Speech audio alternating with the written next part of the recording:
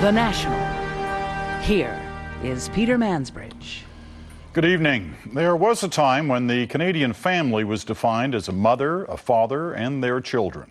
But in this country, there's a whole new story of the family being written, with the 2006 census providing illustrations. Statistics Canada released more findings from the census today, and what is clear, the definition of family has clearly changed.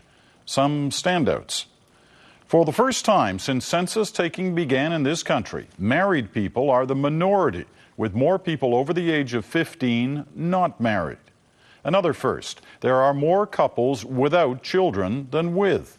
The number of common law couples is on the rise, as is the number of single-parent families, and especially the number of single-parent families headed by men. And if you have older kids who seem to be lingering in the nest for longer than you expected, well, you are definitely not alone.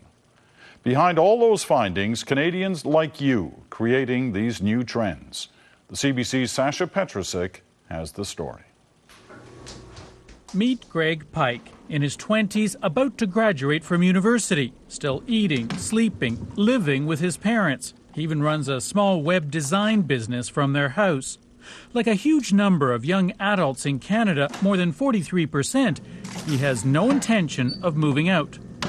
Even when I do graduate and I do get, a great job that's going to be paying me all kinds of, when I'm making my millions, as long as I live at home, all the money that comes in is just disposable. I can spend it on whatever I want, I can save it however I want, invest it however I want.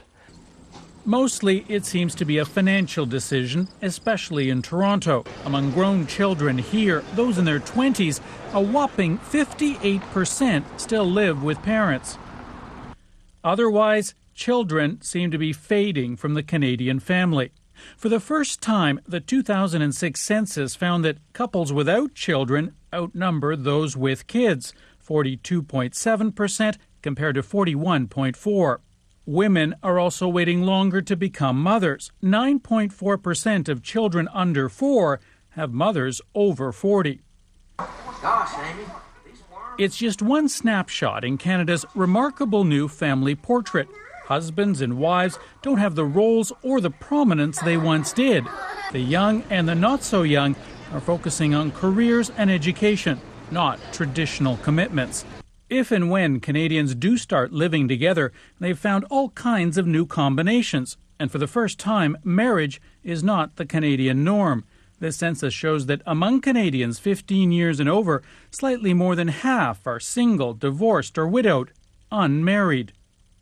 Among couples, common law unions are still less common than marriage, but the number of these unions is growing 5 times faster. The exception here is the big jump in same-sex marriages, made legally possible across Canada in 2005, first officially surveyed in 2006. Neil Prongelli and Kevin Smith are among some 7,500 same-sex couples who are married and among a growing number raising a child.